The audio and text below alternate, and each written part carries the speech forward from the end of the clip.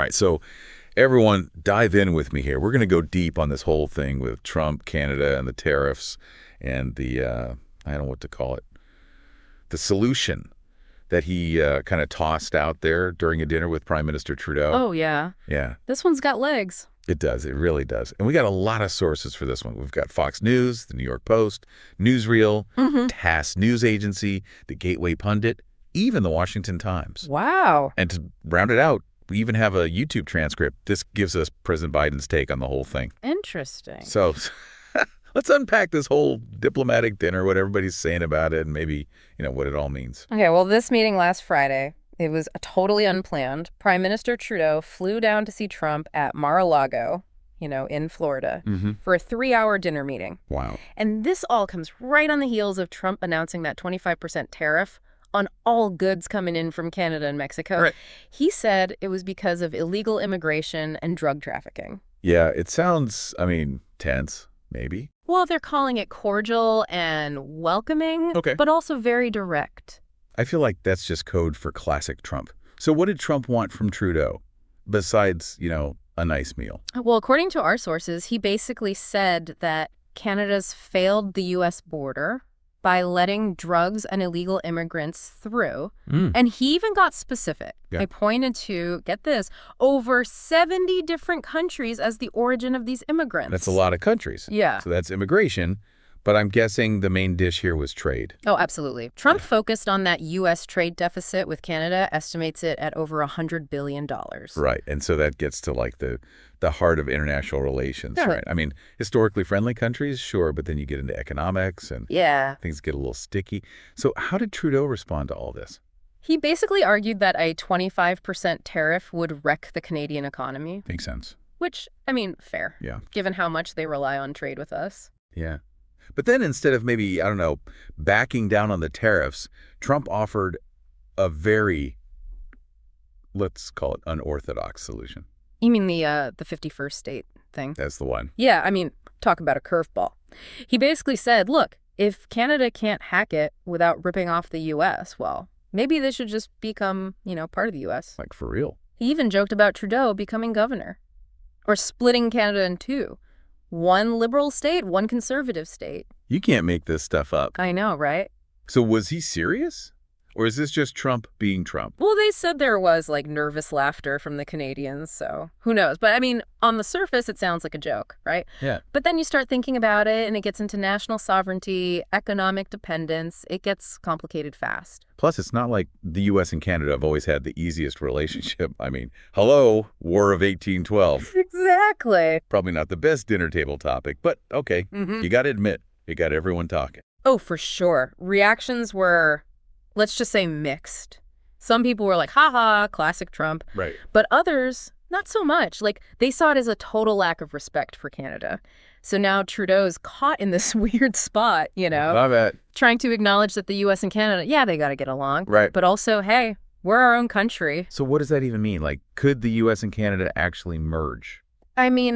Practically speaking, no way. No. Too many legal, political, cultural hurdles. And honestly, I think you'd have a lot of pushback from people on both sides of the border. It makes sense. So let's forget about the 51st state for a minute.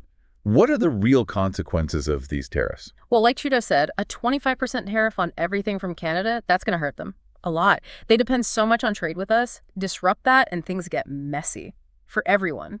Wait, didn't Trump say this is all to protect American jobs? That was the idea, yeah. But a lot of economists are saying, hold on, tariffs often end up hurting more than helping.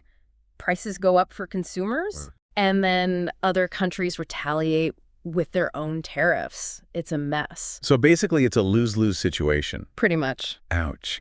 Okay, so this dinner, it really highlights all the tangled stuff between the U.S. and Canada, doesn't it? It does. All those complexities of diplomacy, you know, trying to cooperate but also compete, even when you're allies. It's a balancing act. And you know what's really interesting? That YouTube transcript we mentioned. Oh, yeah, Biden. Right. It actually gives us his perspective on all this. What does he say? He's urging caution, saying we got to maintain strong relationships with both Canada and Mexico. Very different approach than Trump, right? Totally. really highlights how much debate there is over these big policy questions like trade and immigration. It's not just about Trump and Trudeau, is it? It's about a much bigger conversation that's happening. Absolutely. It really gets you thinking about what all this means for the U.S. and Canada long term. Like, what did Canadians even think about that whole 51st state comment? Oh, I bet the Canadian media went nuts. Oh, they did. They did. Some of them called it outrageous. Some saw it as, like, disrespecting Canada's independence. Tough spot for Trudeau, you know? I bet. He's got to walk this line.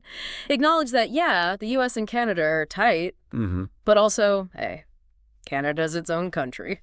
So, I mean, did this whole thing hurt Trudeau back home? Politically, I mean? Hard to say, really, but it definitely gave his opponents some ammo. They're saying he was weak, you know, with Trump. Right. But then again, most Canadians don't like Trump anyway. True. So maybe standing up to him, even at a weird dinner, maybe that helped Trudeau. Who knows? It's crazy how one dinner can cause so much drama. But, okay, let's not forget about the economic side of things. Yeah. The tariffs, 25% on all Canadian goods. That's got to have a huge impact on their whole economy, right? Yeah, major blow. It's like Trudeau said, Canada relies so much on trade with the U.S., mess with that, and everybody feels it, especially certain industries. Think auto industry. They're all connected across the border, you know. So, a tariff. Supply chains get messed up, prices go up, people lose jobs on both sides, probably. So nobody wins. Basically, yeah. Classic example of how, like, trying to protect your own industries can backfire. You end up hurting everybody. But, I mean, didn't Trump say it's about the trade deficit? Like, he's trying to even things out. That's what he says. But lots of economists will tell you trade deficits, they're complicated, not always a bad thing. And trying to fix it with tariffs, well, that usually makes it worse. Makes sense. So if economists say tariffs are bad, why is Trump so obsessed with them? Some people think it's all strategy. He's using them to get Canada and Mexico to do what he wants. Others think it's more about that whole America First thing, trying to make us less reliant on other countries, even our allies. It's like a power play, almost. But honestly, can you imagine being Trudeau, sitting there knowing your whole country's economy is on the line? Must have been intense. Really shows you that diplomacy, it's not just about signing papers. It's about, like, personal stuff, power dynamics. And Trump, he knows how to play that game. He does. So big picture, how do you think this whole dinner, this whole 51st state thing, how's it going to affect the U.S. and Canada long term?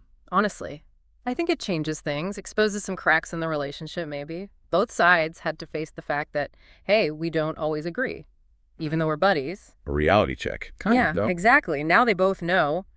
Got to communicate better, be willing to compromise, actually understand each other. So maybe, just maybe, Trump's weird way of doing diplomacy, maybe it'll actually lead to a stronger relationship down the line, like once the dust settles. That's an interesting way to look at it. It could happen. This whole thing could make them both rethink things, lead to something better, something more realistic. But I guess we'll have to see. Yeah, time will tell. We can't predict the future, but we can try to understand what's happening now, right? That's what we do here on the Deep Dive. Exactly. Knowledge is power, right? Yeah. We got to talk about these things, these big, complicated things to figure them out. And speaking of knowledge, we've been working on something behind the scenes here. We're launching a GoFundMe for our other podcast, Standing in the Gaps. It's got a similar mission, you know, trying to bridge those divides, help people understand each other. Oh, that's awesome. Standing in the Gaps has so much potential to reach people. The stuff they talk about, it's important. We think so, too. But to really reach people and to, like, improve the quality of the show, we need new equipment. Yeah. Better cameras, better microphones, better software, that kind of stuff. Makes sense. I mean, the better the show sounds, the more people will listen. Exactly. So we're hoping people will chip in. Every little bit helps. I'm happy to support it. Standing in the Gaps is doing great work. Thanks. We appreciate that. Okay, so back to the U.S. and Canada. It's complicated, right? It is. And after that dinner, things got even more interesting. Oh, boy. What happened next? Well, it wasn't just the Canadian media going crazy, you know. The whole world was watching this thing unfold. Because Canada, they're a big player globally. And if things go south with the U.S., it's not just a North America problem. Yeah, it's a whole world problem. So what did other countries think about this whole 51st state thing? Well, that depends. Some countries, especially the ones that, you know, already butt heads with Trump. Right. They probably just saw it as more proof that he's unpredictable, that he doesn't do normal diplomacy. But others, they might have seen it as like a smart move, a way to pressure Canada, get a better deal later on. It's amazing how the same thing can look so different to different people. So stepping back, what does this whole 51st state thing tell us about how Trump does diplomacy? It really shows you that for him, it's all about the deal. It's not about, like, building relationships, being friends. It's about winning. It's not about diplomacy. It's about dealmanship. Exactly. Like, he's treating countries like businesses, you know? He wants to come out on top, even if he has to use, well, unusual tactics. And in this case, maybe those tactics backfired. I mean, telling your neighbor they should just join your country. Right. Not exactly friendly, right? No, not really. Definitely caused some tension. Made people wonder if the U.S. and Canada could even be friends anymore. But it also forced them to face some hard truths about how much they rely on each other and how they don't always want the same things. So maybe it was a good thing, in a way. Like a wake-up call. Okay. Sometimes a little shakeup can be helpful, makes you rethink things, get your priorities straight. Who knows, maybe it'll even lead to some creative solutions down the road. Okay, so we've talked a lot about Trump, but what about Trudeau? How did he deal with all this? He was in a tough spot, that's for sure. He had to defend Canada, stand up for his country, Right. but also try to keep things cool with Trump. Not easy with a guy like that. It's like walking a tightrope. So how'd he do? Honestly, I think he did pretty well, all things considered. Stayed calm, didn't back down on the important stuff, but also didn't, like, make things worse. He kept the door open for talking, for working things out. Real diplomacy. So looking ahead, what's next for the U.S. and Canada? It's hard to say, but I'm hopeful. They've got a long history together, you know? Shared values, deep economic ties, strong cultural connections. It's easy to focus on the bad stuff, but there's a lot of good stuff too. Exactly. And I think both sides know that they need each other, even if they have to, adjust things, make some compromises. So maybe this whole 51st state thing, as weird as it was, maybe it'll actually make their relationship stronger. Like going through something tough together can bring you closer. Yeah, maybe. Sometimes it takes a crisis to really see what you're made of to build something stronger. And hey, maybe it'll spark some new ideas, new ways to solve problems. Like that. Well, that's about all the time we have for today's deep dive. Thanks for joining us, everyone. It's been eventful. It has, from the 51st state to tariffs to, well, just the whole state of diplomacy these days. A lot to unpack. If you're looking for more deep dives, more of these conversations about important stuff, check out our other podcast, Standing in the Gaps. They're doing great work, covering everything from climate change to, social justice, the future of tech. Really makes you think. It's a great show. For anyone who's curious about the world, about what's going on, it's definitely worth a listen. And hey, if you want to help them out, they're running a GoFundMe to get some new equipment. Better sound, better everything. Every bit helps. It's a good cause. They'll put that money to good use, that's for sure. All right, so that's it for today. Thanks for listening, everyone. Keep exploring, keep asking questions, keep standing in those gaps. See ya!